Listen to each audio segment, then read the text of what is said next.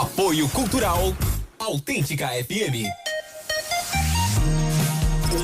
0 Autêntica FM.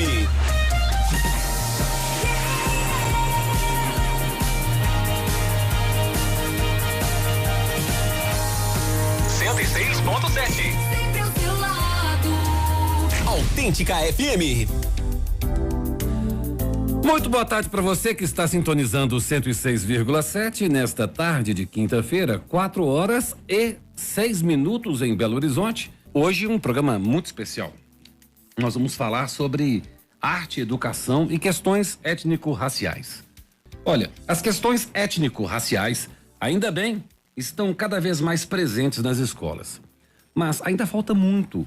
Currículos engessados, racismo, o racismo estrutural, conteúdos ainda colonialistas, formação precária de professores. Não faltam problemas, mas a arte, essa manifestação humana que liga nossos sentimentos ao nosso racional, seria um bom caminho para aprimorar a conscientização das questões étnico-raciais da escola?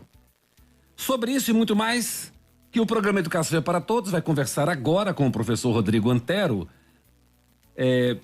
que é um artista, professor, mestre em artes da cena pela Escola de Belas Artes da Universidade Federal de Minas Gerais, a UFMG. Ele também é graduado em licenciatura em dança, teatro e bacharelado em interpretação teatral pela UFMG também. Atua como professor de dança na Escola Livre de Artes, Arena da Cultura, UELA Arena, e no Centro de Formação Artística e Tecnológica da Fundação Clóvis Salgado, do Palácio das Artes, o Cefarte. Desenvolve trabalhos artísticos, autorais e poéticas negras contemporâneas. O cara, ele é foda. E não é pouco, não. Então, vamos falar com o professor Rodrigo Antero. Boa tarde, professor. Boa tarde. É um prazer enorme falar com você, um artista de primeira mão, um cara que é mestre pela UFMG, um professor de tudo quanto é arte. Ô, cara, que bacana falar com você. Eu que agradeço demais. Eu quero começar agradecendo demais pela oportunidade, né, de estar aqui com vocês no programa. Quero agradecer muito a Cláudia Fonseca, que é nossa orientadora pedagógica lá no Cefarte, que fez me indicou, né, para vocês poderem conversar comigo hoje aqui nessa tarde. Certo, olha, eu agradeço demais a sua participação no programa, porque é um assunto que nós temos que discutir amplamente, né, Rodrigo? Com certeza, é um assunto muito urgente na sociedade brasileira, em que, como você disse aí, né, o racismo estrutural ele ainda é muito presente e que a gente precisa estar cada vez mais criando estratégias para poder erradicar, né, esse racismo à brasileira, né, como ele se estruturou no Brasil. Olha, primeiramente, Rodrigo, eu gostaria de esclarecer aqui para a nossa audiência o que seria o racismo estrutural. Olha, então, o racismo estrutural, a gente tem que pensar, primeiramente, que ele é um fenômeno perverso, né, que já acontece no mundo, assim, de uma forma geral, mas que no Brasil a gente pode pensar particularmente que ele acontece de uma maneira diferenciada pela própria maneira como a colonização ela se deu no Brasil, né?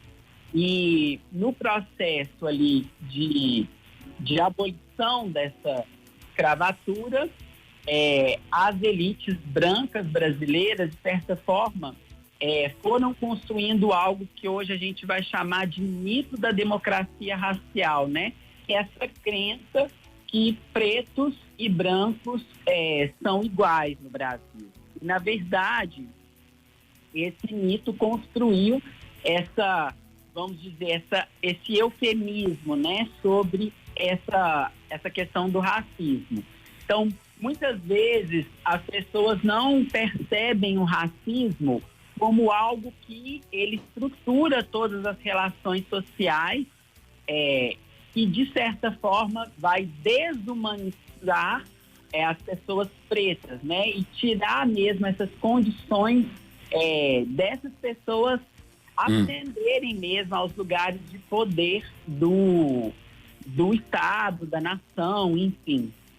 O racismo estrutural, ele não é, como a gente pensa às vezes, que é só uma questão de uma fala, de falar assim, fulano é macaco, está assim nessas discriminações, no sentido da linguagem mesmo, mas a gente tem que pensar também nele, nas questões que ele afeta estruturalmente, e também no sentido das questões psicológicas mesmo do indivíduo preto, né? Você fala dos efeitos do racismo na estrutura do social, né?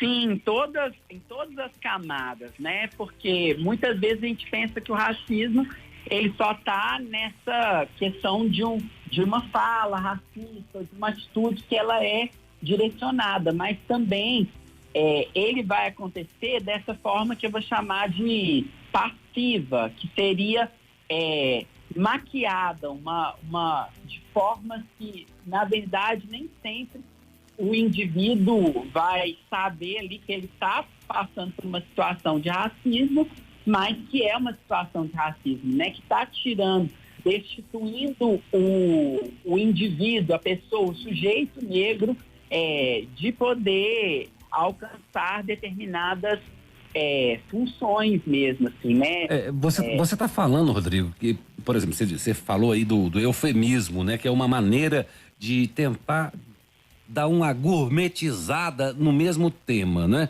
E falou também sobre o racismo velado, aquele que a pessoa às vezes não está pensando conscientemente nos efeitos que o racismo provoca, psicológicos principalmente, na pessoa, não é isso?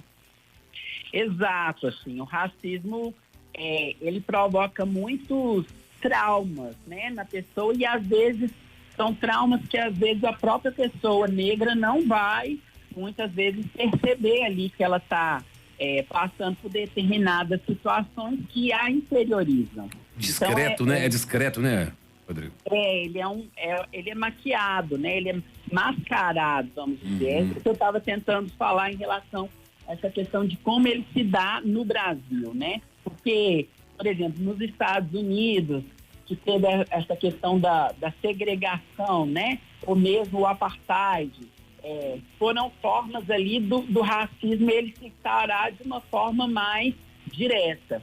No Brasil, com essa questão do mito da democracia racial, construiu-se esse ideal, né, de que pretos e brancos seriam iguais, indígenas também, e que as oportunidades seriam iguais. E aí isso faz com que o Brasil, que a gente fala desse racismo à brasileira, ele seja maquiado. Muitas vezes a pessoa nem vai perceber, né, que é uma forma mesmo de manter esses sujeitos negros, indígenas, enfim, subalternizados nessas posições interiorizadas. Olha, vamos listar aí as questões étnico-raciais que são mais relevantes, mais importantes no momento? Sim, eu acho que é muito importante a gente pensar atualmente em relação à questão das leis, né? 10.639 e 1.645. São as leis da educação que fizeram essa alteração na LDB, né? Lei de Diretrizes e Bases da Educação. Essas leis fizeram que o ensino em todas as suas instâncias fosse obrigatório a temática da história da cultura afro-brasileira, africana e indígena, né? É um absurdo a gente pensar que, né, num país como o Brasil, a gente precisa de uma lei para obrigar a própria nação a estudar essas questões, né? Forçar, né? Tem que ser obrigado. Né? Não faz sentido, né? Não faz sentido, mas é necessário. Mas faz sentido, né? Porque se não for assim, como é que vai ser? isso tem a ver exatamente com essa questão de como que o racismo ele é maquiado mesmo no Brasil. Então, foi necessário criar essas leis para que as escolas pudessem trazer mesmo o ensinamento, né, de questões que muitas vezes são apagadas e invisibilizadas. Histórico e culturais, né? Histórico e culturais. A gente tem alguns documentos hoje que são bem relevantes, que vão ajudar tanto a professores, professoras, diretores, toda essa comunidade escolar a pensar nessas questões étnico-raciais, que eu queria um pouco trazer o nome desses documentos, que é de 2004, que é o documento que chama Diretrizes Curriculares Nacionais para a Educação das Relações Étnico-Raciais. A gente também vai ter um outro documento que é as Orientações e Ações para a Educação das Relações Étnico-Raciais, que é de 2006, e as Diretrizes Curriculares Nacionais para a Educação Escolar Quilombola na Educação Básica, 2012, e as Diretrizes Curriculares Nacionais para a Educação Escolar Indígena na Educação Básica. Eu acho muito importante que esses documentos eles vão levantar as principais questões, né? Como, por exemplo, pensar em políticas de reparações, reconhecimento e valorização de ações afirmativas, a questão do ensino de história e de cultura afro-brasileira, pensando muito na contribuição dos povos negros e indígenas na construção material e simbólica do país. Também o desenvolvimento da consciência política, histórica, da diversidade étnica e racial do povo brasileiro, o fortalecimento também da identidade negra, indígena e dos direitos, né? E também ações de combate ao racismo e à discriminação racial. Acho que é muito importante a gente ter essas questões levantadas, né? E você pode dar um exemplo de ações de combate ao racismo? Sim, várias ações. Por exemplo, a positivação da negrura, por exemplo, nas escolas. Então, cada vez mais que uma professora negra, um professor negro pode trazer ali referências da beleza negra para as meninas, por exemplo, em relação à questão do cabelo afro, que é uma questão, né, que é muito estigmatizada ainda, que as meninas sofrem muito. Então, acho que esse é um exemplo muito concreto mesmo, assim, né? Cada vez mais trazer literatura negra, trazer músicas, referências, danças, enfim. Vestimentas também, né? Exato, que os alunos adereços e alunas possam entrar em contato mesmo, né, com essas referências da cultura afro-brasileira, africana e indígena. Agora, nesse sentido aí de como que a sociedade está tratando como um todo, como é que você vê?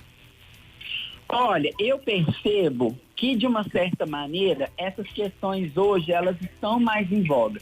Acho que ainda há um grande desafio para que a gente possa, cada vez mais, ir diminuindo e erradicando o racismo de uma forma geral.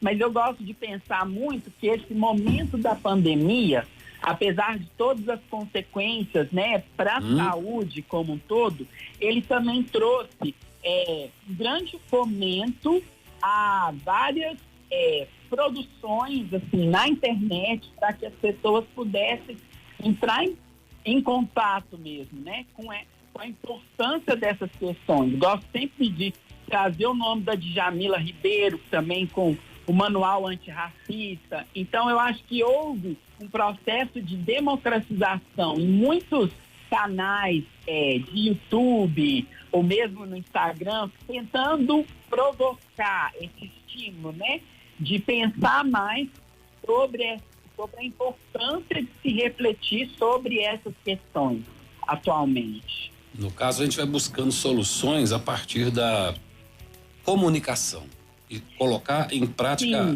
a informação. A informação, ela foi muito importante, eu acho que ao longo da pandemia, como as pessoas estavam em casa, né? E eu falo por mim mesma, assim, nem todas as pessoas, né? A gente também tem que ter essa reflexão de que também muitas pessoas não tiveram essa oportunidade, esse privilégio. Mas, ao mesmo tempo, muitas pessoas que puderam se dedicar a estudar, a ver, assim, né? A estar em casa, elas puderam entrar em contato com essas questões. E eu acho que a pandemia também, ela revelou muito, né? Quem, por exemplo, não pôde ficar em casa, né? Como que a gente estava ali numa pandemia, mas em barcos muito diferentes, assim, né? O mar para todos, um mar, né? Pensando assim, uma metáfora, né? Um mar onde que todo mundo estava na doença. E o barquinho né? para poucos, né? Mas em barcos diferentes, né? Ou não barcos. Barcos para poucos, né? Então, acho que a pandemia, ela revelou muito, assim, né? Dessas questões sociais do Brasil. Ampliou as distorções, né, Rodrigo? Exato. O que está faltando nas comunidades escolares para que elas possam tratar as questões étnico-raciais de uma maneira assim mais adequada, digamos? Olha, eu penso que cada vez mais é importante que as escolas tenham professores, professoras negros e negras, indígenas também, e sobretudo que essas pessoas também possam estar nos lugares de poder, nos lugares de liderança e de decisão dessas comunidades escolares. Acho que essas questões étnico-raciais, elas não têm que ficar a cargo apenas de pessoas que são racializadas. Acho que quanto mais as pessoas brancas também se conscientizam, cada vez mais a gente vai melhorando essas questões. É um processo educativo, né? Exato, é um processo educativo para todos. Mas cada vez mais a gente tendo pessoas negras que possam também fomentar essa questão da representatividade, para que os alunos e alunas possam realmente ali ter referenciais, né? Que mostrem caminhos possíveis. Acho que outra questão também que é fundamental é a desconstrução desse mito da democracia racial, assim, né? De perceber a valorização da diferença, né? Entendi. E uma questão que eu acho também que é colocada pelo professor Kabengele Munanga, que é a importância de uma educação multicultural, né? Que ela possa valorizar todas as identidades étnicas, né? Negras, indígenas, amarelas e brancas também, né? Você propõe aí a arte e educação como uma das estratégias para tratar as questões étnico-raciais nas escolas. O que seria arte e educação, Rodrigo? Eu acho que, com certeza, assim, a arte, ela é uma ferramenta muito potente, né? Como você falou aí, né, no início, eu acho que a arte, ela está muito relacionada com o nosso campo da subjetivação e também com o campo da nossa sensibilidade. Então, muitas vezes, a arte, nessa relação com a educação, ela pode provocar questões cognitivas fundamentais para que as pessoas possam ter mais consciência dessa questão do racismo, de como ele é prejudicial, não só para pessoas negras e indígenas, mas também para as pessoas brancas como um todo. Então, eu acho que a arte, educação, esse binônimo, né, ela pode ser uma ferramenta muito potente mesmo, assim, né, de erradicação do racismo, assim, no âmbito escolar. Você acha que tem diferença aí com a disciplina de artes nos currículos tradicionais? Sim, eu acho que a arte, ela traz muito essa questão da relação da criticidade, assim, né? As obras de arte, de uma forma geral, elas ensinam muito. Então, a arte, num currículo mais tradicional, ela muitas vezes vai ali criar, de certa forma, certas fissuras, né, para que as pessoas possam ver esse tradicional de outra forma, por outros pontos de vista, né? Então quer dizer que você vê a cultura ligada às artes como uma forma de construção do pensamento crítico, né? Com certeza, assim, né? A gente pensa muito assim, né? Como que a arte, por exemplo, em movimento na ditadura, como que ela foi super importante ali para conseguir construir modos mesmo de resistência, das pessoas conseguirem passar por aquele momento ali muito difícil, assim, né? Político no Brasil. Então, e expressar também o pensamento, né? Exato, expressar diferentes pensamentos e coisas que às vezes no pensamento comum, assim, né?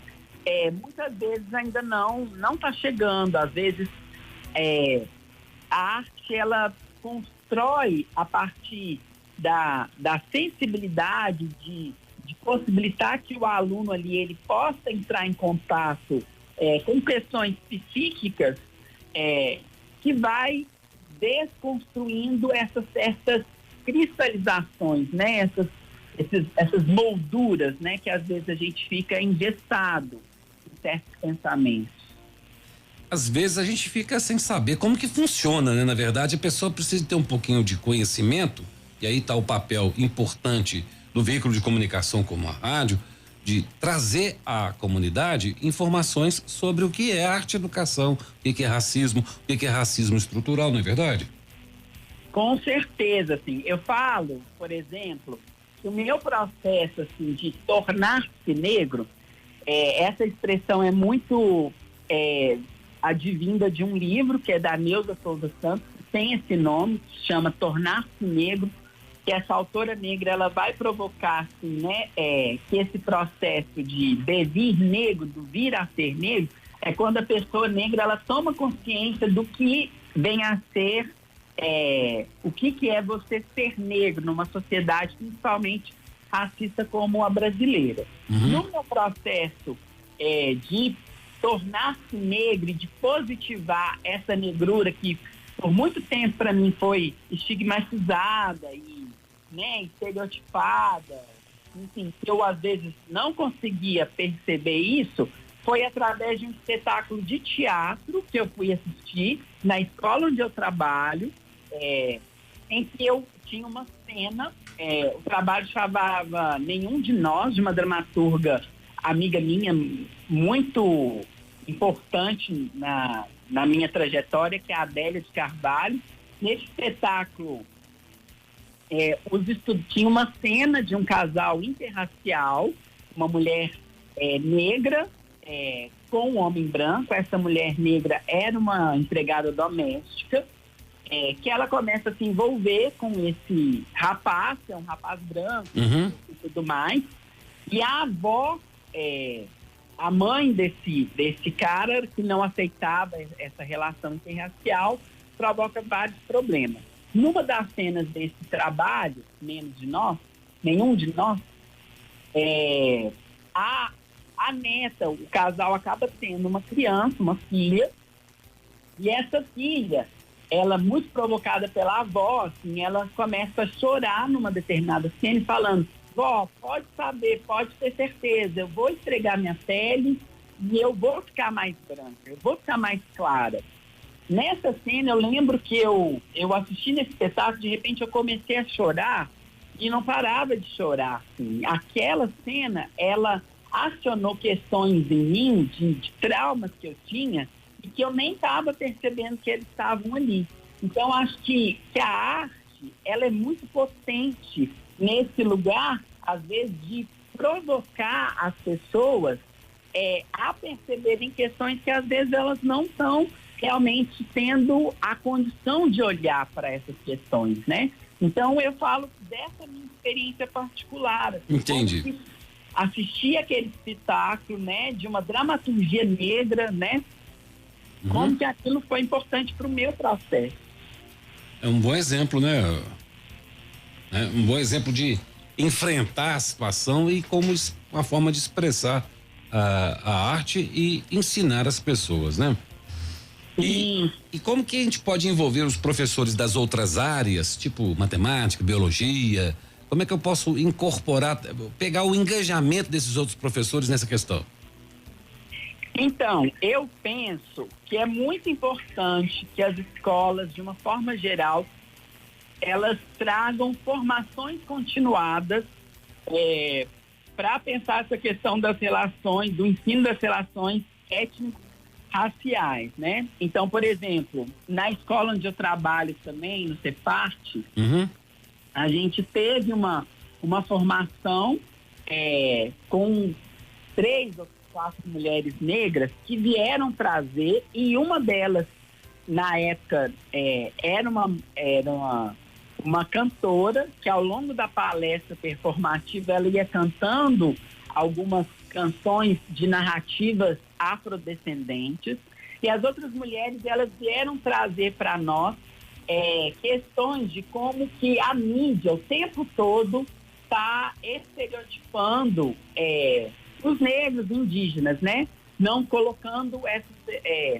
essa população como protagonista. Então, essa palestra, para mim, foi muito importante. Então, eu acho que, para que os professores eles possam perceber a importância de trazer essas leis, né? 10.639, 11.645, atravessadas nos currículos de matemática, biologia, elas precisam de entender, ter essa consciência, né, da importância desses conteúdos e tentar desmistificar esse lugar de que a escola é só um lugar conteudista, para dar conteúdo, o aluno tirar nota boa e passar no vestibular. Assim. Quanto mais a gente consegue trazer os conteúdos das nossas disciplinas relacionadas às questões do vivido, do que o aluno está vivendo no seu cotidiano, mais a gente tem aquela questão da aprendizagem significativa. Então, envolver os professores e toda a comunidade escolar nessas questões étnico-raciais é, sobretudo, muito fundamental, assim, né? Tendo em vista o país que a gente vive, assim, né? Que ainda temos muitas questões ainda para serem sanadas. Você está falando mais assim, vamos pensar numa educação formativa da construção do cidadão, não apenas os conteúdos curriculares, ali a questão formativa, apenas os conteúdos disciplinares ali, mas ir além, buscar a formação do sujeito na sociedade e na cultura, de certa forma, na participação dele nesse contexto social, né?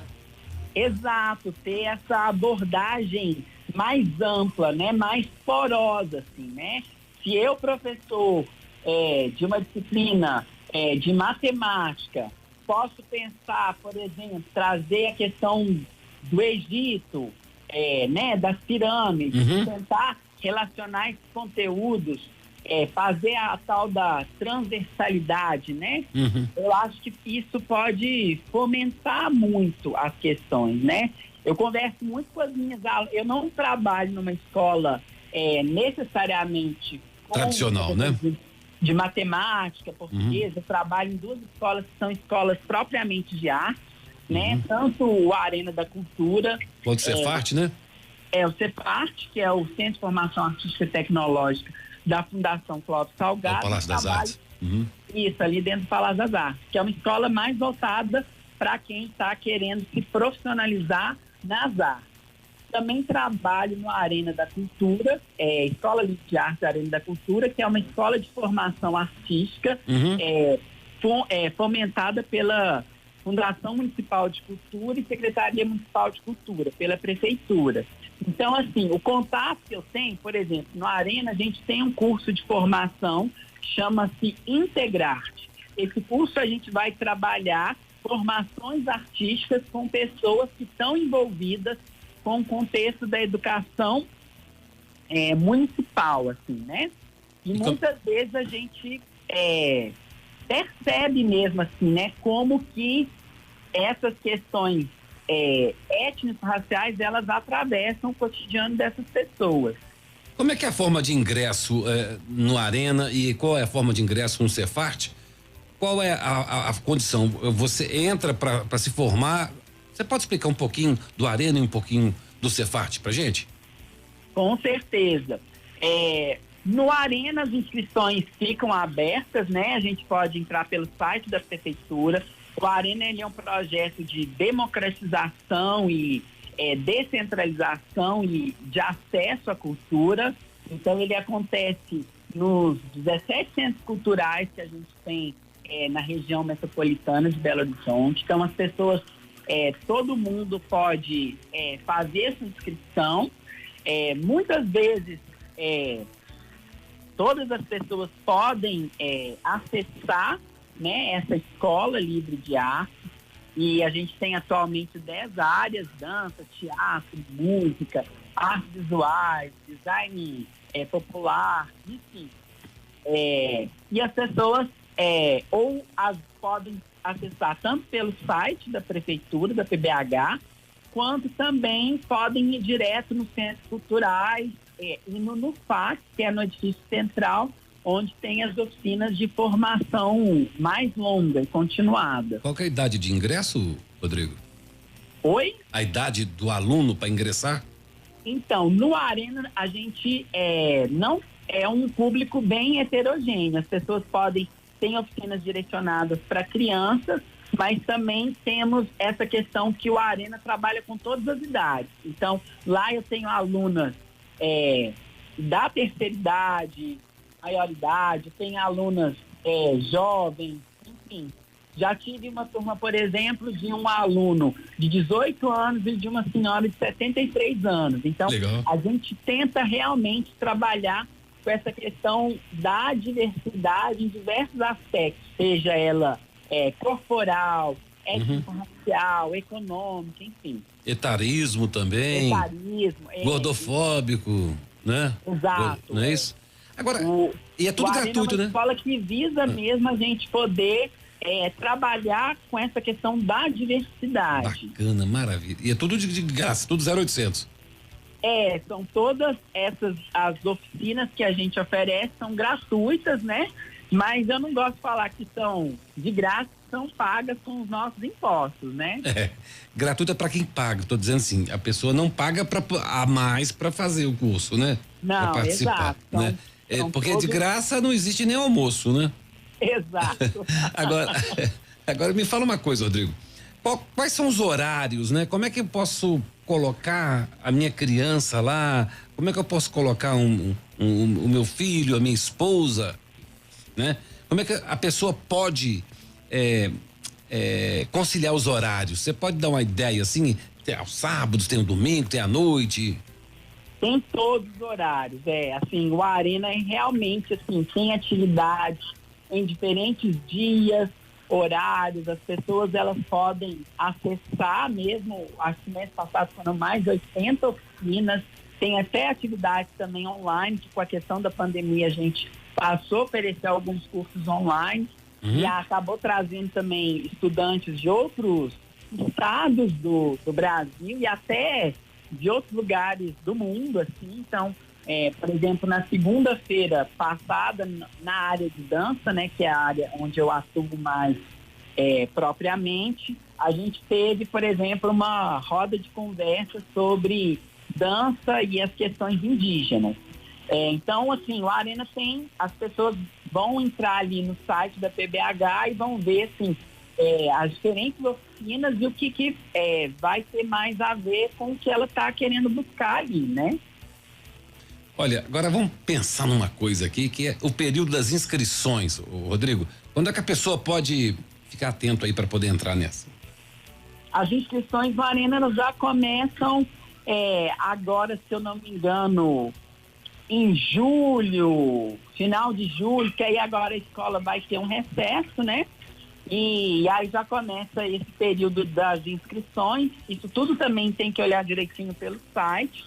E lá vai estar informando essa questão. Mas normalmente é no início do ano, abre-se inscrições para o primeiro semestre. E agora, nesse período de julho, em que a escola tem um recesso das aulas, abre-se novamente as inscrições para poder as atividades que vão acontecer no segundo semestre. Bom, então agora vamos falar do Cefart? Vamos falar do Cefart. Olha, o Cefart é uma escola que tem cursos livres também, mas também tem os cursos técnicos. Então tem um pouco uma diferença, assim. Normalmente no Cefart, no Palácio das Artes, existem processos seletivos, né? Até porque também tem muitas pessoas do interior que vêm, então acaba que... A demanda é maior, né? Assim, no Arena também tem uma demanda grande, mas lá no Cefart, como os cursos às vezes estão mais voltados também para a questão da profissionalização, tanto no teatro e na dança, às vezes é necessário uma experiência prévia. E tem uma certificação no Cefart, né? Coisa que no Arena não tem, não é isso? Oi? A certificação, um certificado no final. Então, ambos têm certificação. Ah, que legal. O Arena também, ele oferece uma certificação, só que no caso do Cefart, os cursos técnicos, eles são regidos pelo MEC. Então, a pessoa, no final ali do curso técnico, ela vai ter uma certificação como um técnico em dança, um técnico em teatro, né?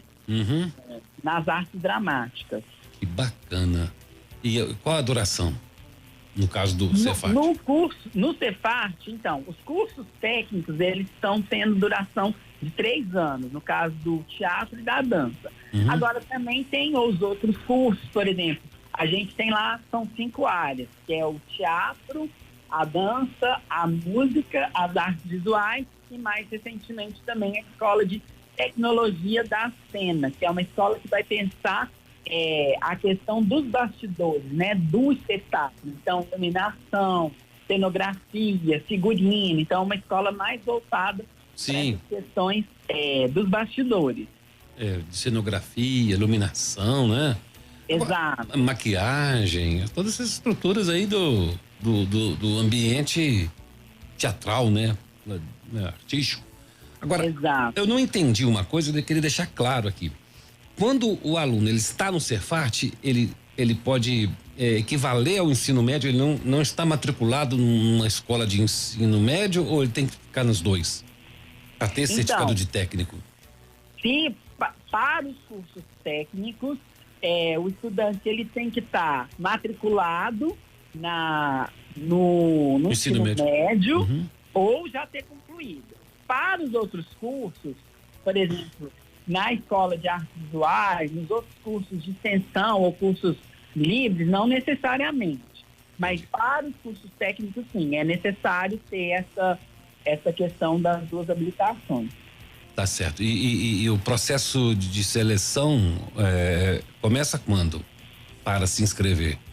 Normalmente, para os cursos técnicos, também tem que entrar no site, né, da Fundação Clóvis Salgado, do Palácio das Artes. Lá vão tendo todas as instruções e é muito variado cada ano. Processo seletivo, tem um edital e tudo mais. Mas normalmente a partir de outubro, final de setembro, outubro, as pessoas já podem começar a entrar no site. Eles já começam a divulgar, né, os processos seletivos para os cursos técnicos do ano subsequente. E aí vão acontecer essas seleções.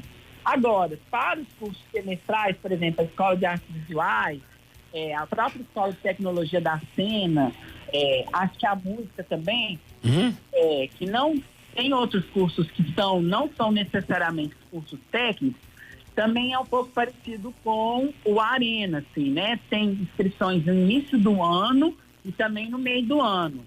E aí é só ficar um pouco ali de olho no site mesmo do Palácio das Artes. Ok, agora uma outra pergunta que é muito curioso, é com relação à formação.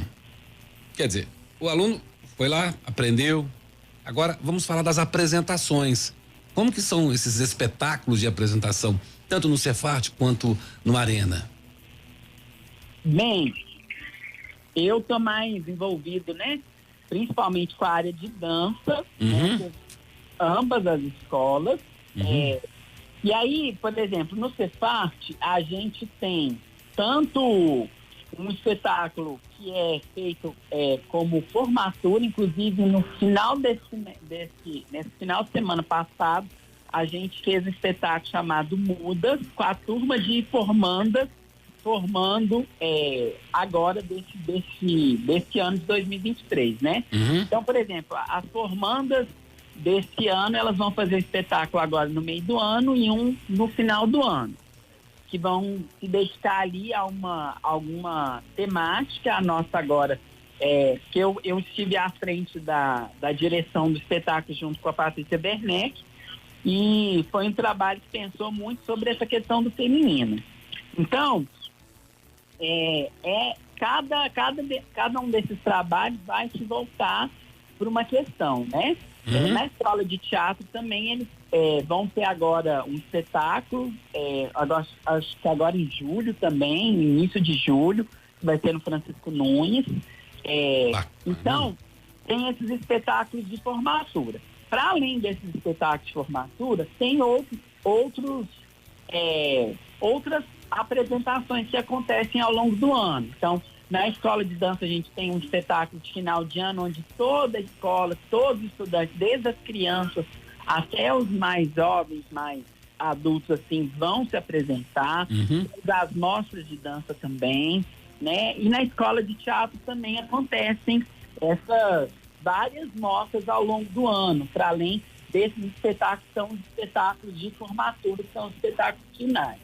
Bom, lá agora... no Arena também, a gente tem diferentes apresentações, processos artísticos também que são abertos, que não são necessariamente um espetáculo fechado, mas que vão pensar um pouco esse processo artístico em aberto. E temos também a amostra do Arena da Cultura, que também normalmente elas acontecem no final do ano, onde várias áreas vão apresentar trabalhos, enfim. Então, o tempo todo os alunos estão sendo fomentados assim mesmo para poder estar compartilhando esses processos artísticos, né? Tanto com os familiares quanto também com a comunidade escolar. Nós já falamos aqui sobre o Cefarte, sobre o Arena, e retornando aqui ao assunto da arte e educação.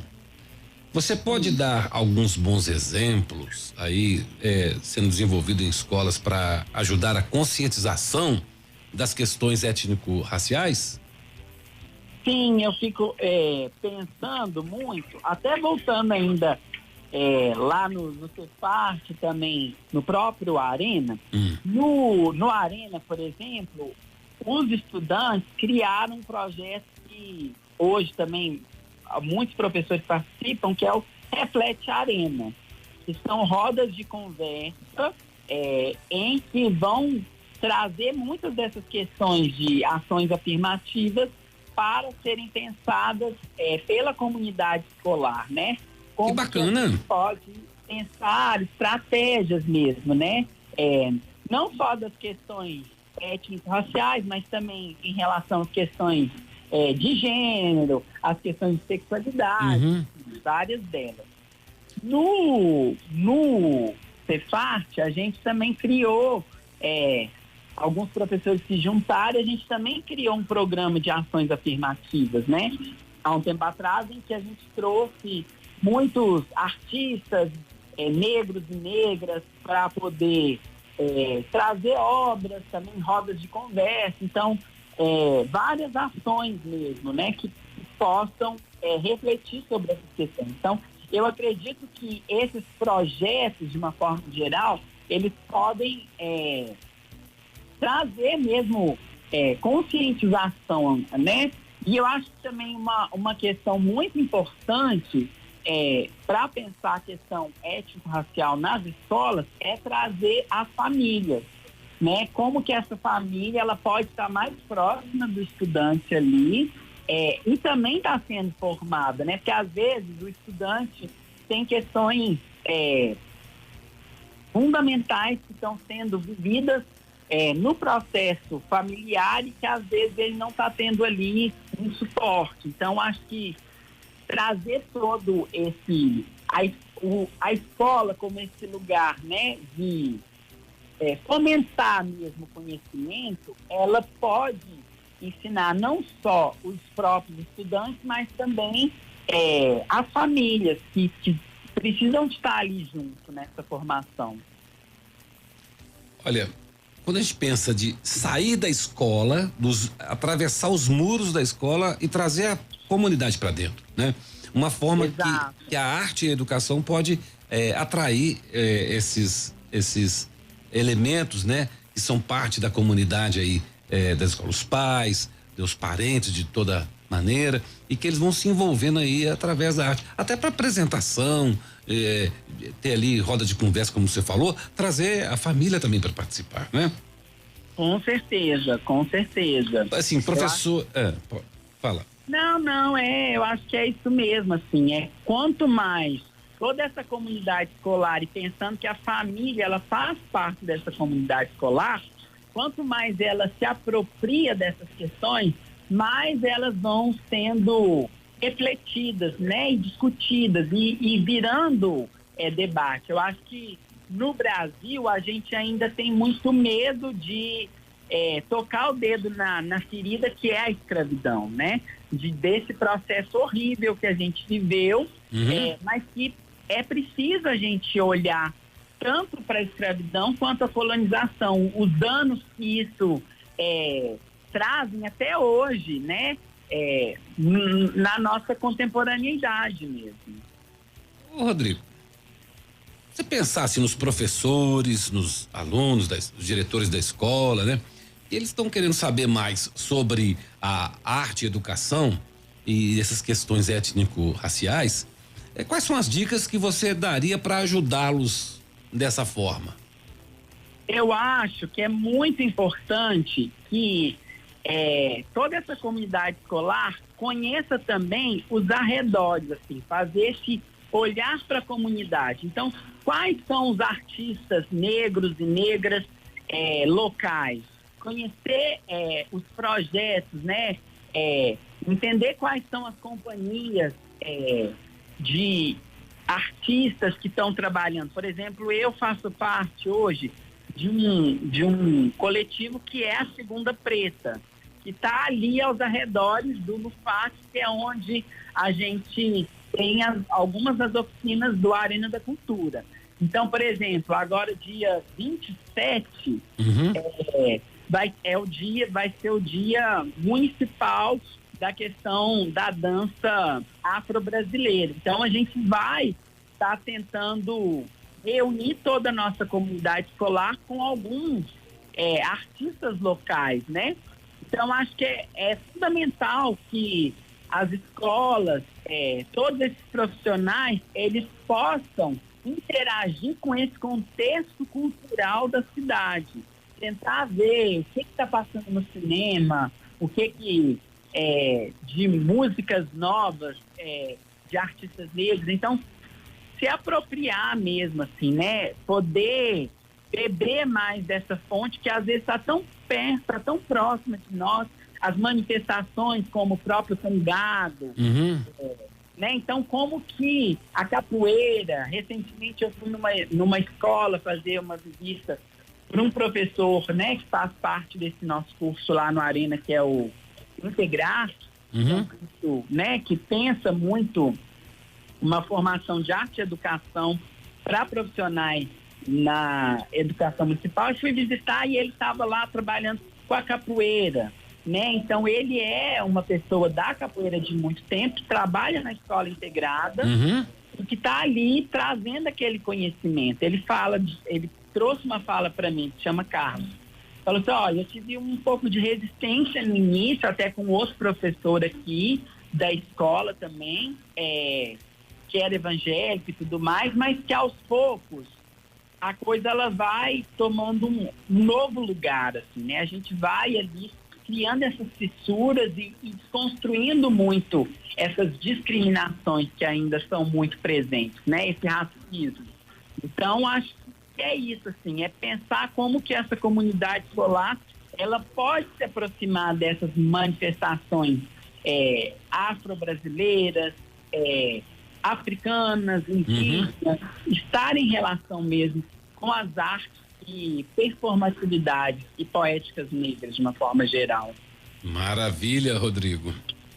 Cara, muito obrigado por você participar, por você dar uma aula pra gente, explicar sobre o Arena, explicar sobre o Cefarte, ensinar pra gente sobre a importância da arte e educação, dos aspectos que envolvem as questões étnico e raciais. Eu que agradeço demais, quero agradecer também a todo mundo que pôde ficar aí ouvindo a gente, né? Eu acho que agradecer todo mundo e a vocês aí da rádio que estão fazendo esse trabalho fundamental, né? Eu acho, hoje eu estava conversando com uma amiga e ela falando, ó, que importante trazer essas questões na rádio, né? Que muita gente escuta, assim, e a rádio, ela é um fenômeno, assim, no sentido da grande massa, né? Da propagação, né? Que acessa muito as pessoas. Então, acho que é fundamental esse trabalho que vocês estão desenvolvendo também. Como é que é o nome da sua amiga? Ai, é Ludmila. Ludmila, muito bem, sabe a Ludmila, né? Porque, olha, quando a gente pensa aí sobre essa questão da divulgação do veículo de comunicação, uma emissora de rádio que tem um alcance imenso, igual a Rádio Autêntica, ela não fala só na comunidade, só nas favelas. Ela fala na cidade inteira, para todos os cantos. Exatamente. Né? Então a gente atinge aqui uma população muito eclética, inclusive, né? Eu tô percebendo muito isso, assim, as pessoas que passam mensagem aqui, ligam, falam de tal bairro, não é só de comunidade, não. Não pensa você que é só da favela, que é só da rádio. É uma rádio poderosa, incrivelmente é uma emissora de rádio que transmite ao público, né? De uma massa da população da região metropolitana de Belo Horizonte, porque ela também tem um alcance que extrapola o limite da cidade de Belo Horizonte, né? Então nós temos que considerar que o papel da emissora de rádio é levar ao público a informação, mas sobretudo no caso da Rádio Autêntica a educação. Exato, um instrumento muito importante no sentido da criticidade mesmo desse indivíduo. Vocês estão de muitos parabéns aí. E é por isso que a gente precisa de pessoas como você para estar falando aqui, abrir o microfone, abrir o espaço para a gente discutir questões étnico, questões raciais, falar sobre a arte, falar sobre a educação. Isso é muito importante, Rodrigo. Eu agradeço imensamente a sua participação. Eu que agradeço demais mesmo. Fico muito feliz aqui, né, de poder contribuir de alguma maneira. Olha, muito obrigado. Gente, com os trabalhos técnicos de Rony de Souza, produção de Cláudio Magalhães e coordenação de Deisiane Evelino e apoio cultural da Faculdade Multivix EAD Polo Santo Antônio, do telefone 31 988 77 4362. Fica por aqui o programa Educação para Todos, que volta na próxima quinta-feira com a presença do professor Cláudio Magalhães, trazendo as notícias da educação do mês de junho. Olha, é um grande motivo para a gente pensar do que espera a educação para o próximo semestre. Vamos pensar nessa forma. Gente, muito obrigado e até a próxima quinta-feira. Autêntica. FM.